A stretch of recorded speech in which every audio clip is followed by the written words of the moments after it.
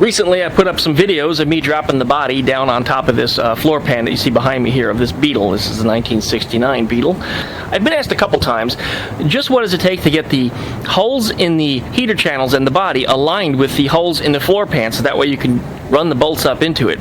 And there's a bunch of different ways to do that. What I did on this one is I really didn't worry too much about it. I went ahead and got the doors aligned, and that's probably more important than anything else. You got to get those doors straight so they open and close properly and they look good with an even gap down both sides. I put the heater channels in and I finished that and got that going properly as it was supposed to be. I had also measured the approximate width from left to right in both the rear and the front sections, so that way they were jogged in position properly, so they should be really close to where they're going to be as far as where the holes line up. But when you drop the body, and this has been my experience, when you drop the body back down on the pan, those holes won't always line up. In some cases they'll be off by a little bit, as they are on this car, and as the 1973 Carmen Ghia that I used to have. Sometimes they line up perfectly. I got lucky on the oval. The oval, everything just lined right up. I still don't know why I got so damn lucky. And then there's other cars like the Squareback that I had worked on last year, that up in the driver's footwell, up in the front, they were way off. I mean, one of the bolts was so far off I almost had to cut a slot out of the pan to run it in, and that was due to a collision. That car was actually bent a little bit, and there was no way that floor pan was ever going to line up with the heater channel again, short of stretching that car on a car stretcher and, you know, hoping that you get it right. Nonetheless, we got the bolts in it, and that one went back together just fine, and it's safe to drive, and there's nothing wrong with it. We're going to go over this one today. You're going to see exactly how I've done this, and that there's not a whole lot to it. So, as always, like it if you like it, down it if you don't, and subscribe. Check out my other channels as well. Thanks, guys. Check it out.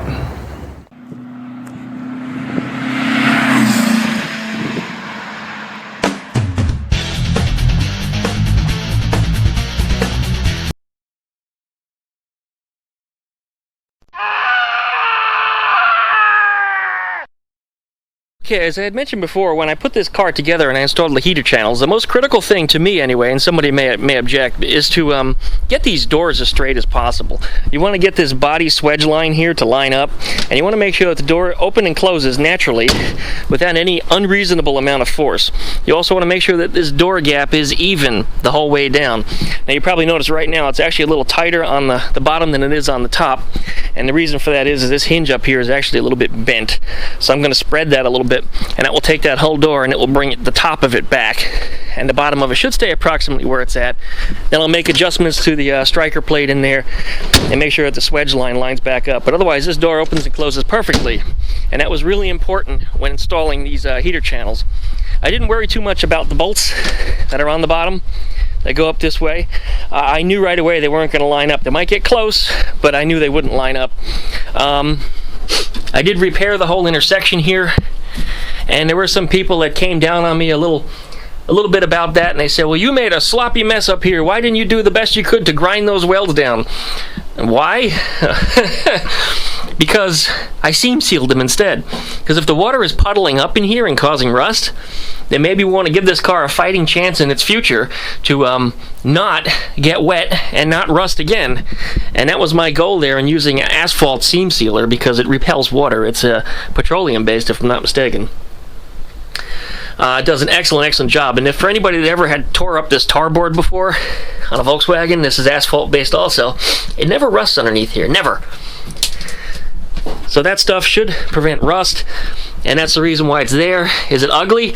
I don't care, nor does anybody else that owns this car, nor would anybody that tries to put this car in a show. And the reason for that is, it gets covered in carpet, it gets covered in seats, it gets covered in door panels, it gets covered in headliners. There's no reason for you to see any of this stuff, so none of this matters. And no judge at any car show is going to tear your car apart physically, actually remove seats and look underneath things to find out how straight stuff is and whether or not the welds are perfect, and if you have seam sealer on there that's not OEM. They're not. They're just not. On the outside of the car, you do want to do some grinding on the welds, and this here, there was a weld that ran crossways. That's ground smooth. So that's flat now at this point, so that way that'll be something that'll be exposed. It'll just require a little bit of body filler to make it flat and some sanding, and there shouldn't be any problem there. There are some weld seams and such that are underneath here. This car will not normally sit this high. you'll never see it unless you turn that wheel. But once you get covered with undercoating underneath there, all that seam sealer is just going to vanish. It'll be textured anyway at that point, and it'll just disappear. So anyway, back to the body bolts. I'm going to show you up underneath the car right now so you can see what I've got going on. As I said, those holes do not line up as I expected, but it's not going to take too much to get them going. I do believe, and I mentioned it in one of my previous videos where I put these floor pans in this car, that this car may have been hit at some point, because it did appear that the chassis was a little bit crooked, that it was stretched a bit on the driver's side and a little bit even perhaps shorter on the passenger side. So I think it took a hit somewhere. It may not have been an extremely hard hit, but it was enough hit to tweak the floor pan a little bit and make things a little bit crooked. So I have to contend with that, and that of course will make some stuff not align properly. In addition, the floor pans and the heater channels came from two different manufacturers.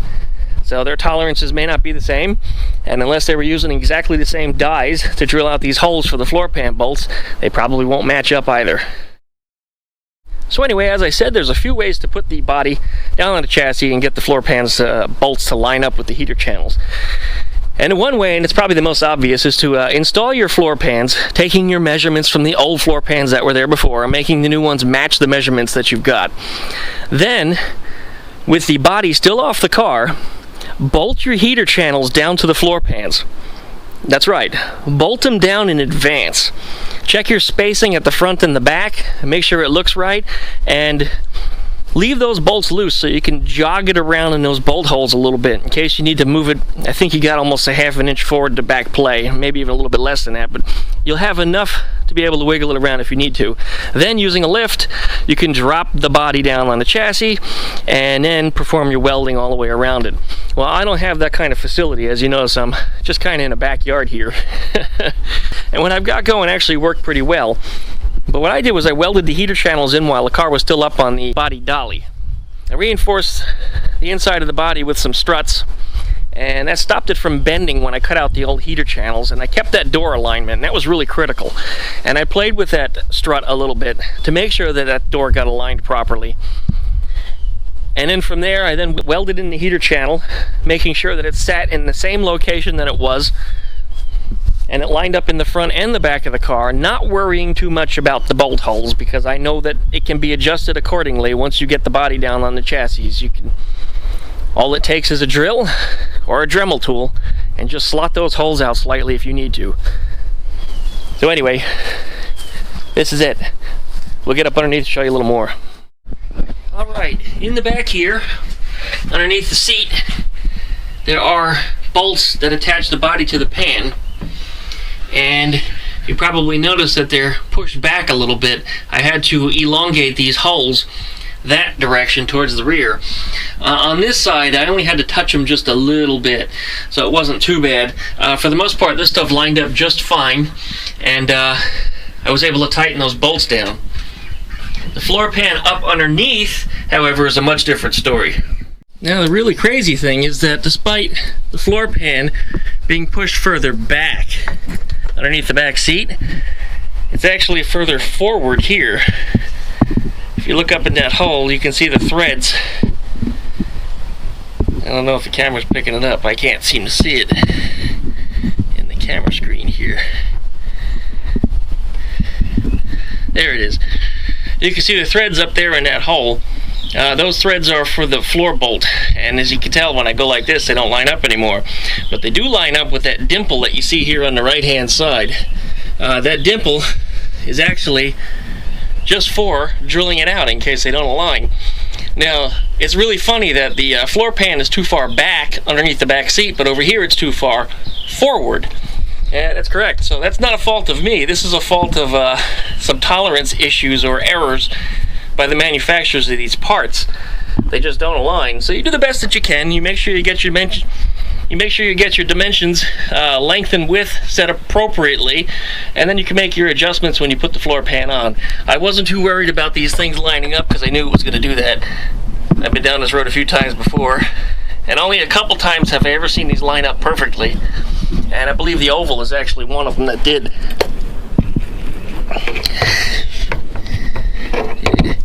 A little further back here, there it is.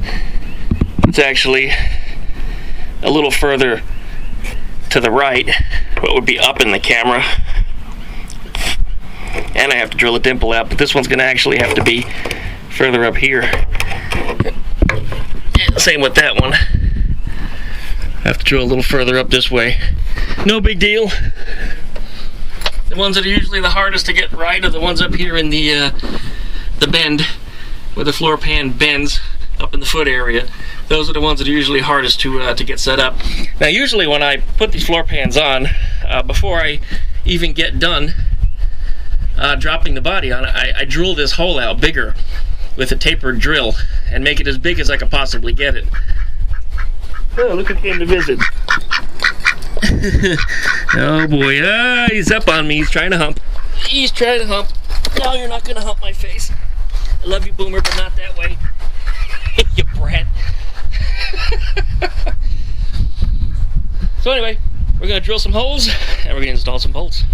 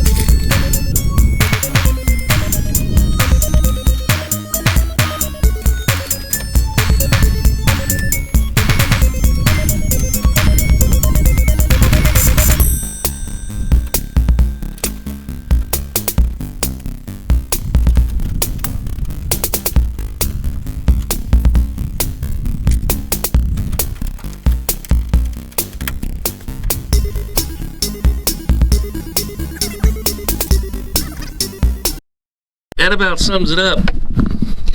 Got them installed there. Still got a couple more that I need to drill, but I think you get the point. Alright, there it is. Got the two up front.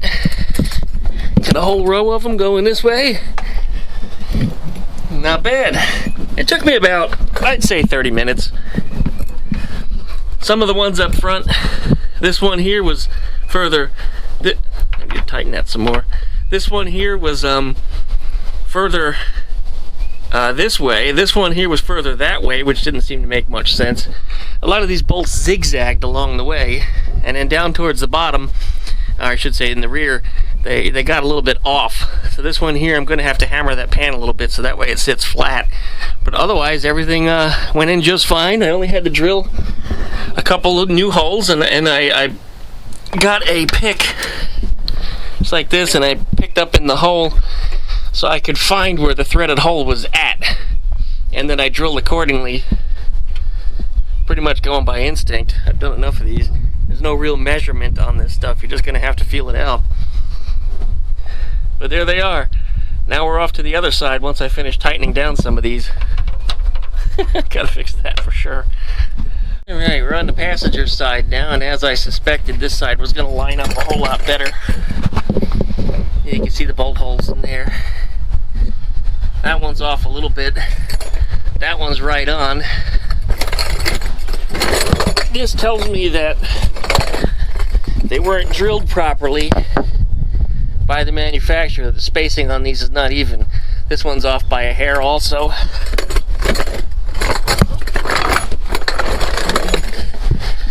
That one's way out. It's off to the right and too far in. That one's also too far to the right and way far in. So yeah, these weren't drilled evenly by the manufacturer.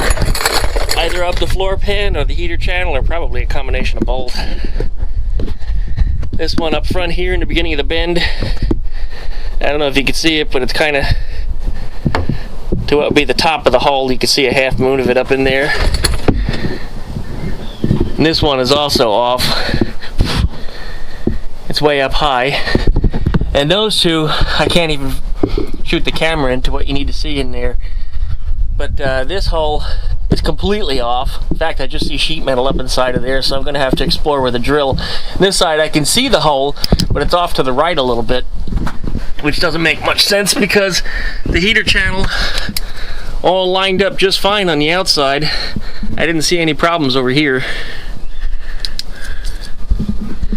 Alright, we're gonna make these things fit. Well, they're all in there. That actually wasn't too bad at all. The holes only need to be elongated just a little bit. But otherwise, for the most part, they lined up. The hardest one was that one. That bolt did not want to go in, and what I thought was sheet metal up in that hole was actually just a rubber gasket. I used a tap and just went up in the hole with the tap. And once I went up in that hole, it shredded the rubber and it recut the threads, and then I put the bolt right in and it went in just fine, no problem. This one was a little bit off center, and again I ran a tap into it too, and it threaded in just fine. All in all, this thing's bolted down now. We're good. There are two bolts. There are two bolts up underneath the wheel well. This flashlight sucks.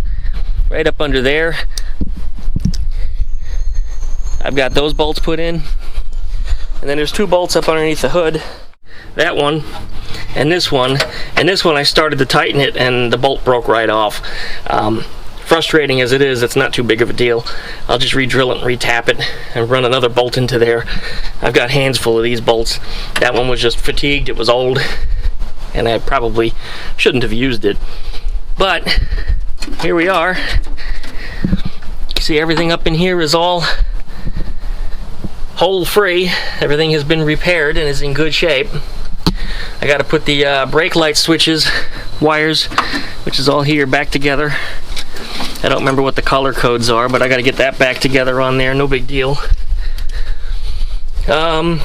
Customer also has a problem with a loose tie rod. I'm going to let his alignment shop work on that. I don't want to deal with that for liability reasons, but that's on him. This is looking really good. The body is good and solid. I'm going to knock it down off of these ramps. I'm going to put the little hubcaps back on it, and it's just about ready for the customer to come pick it up.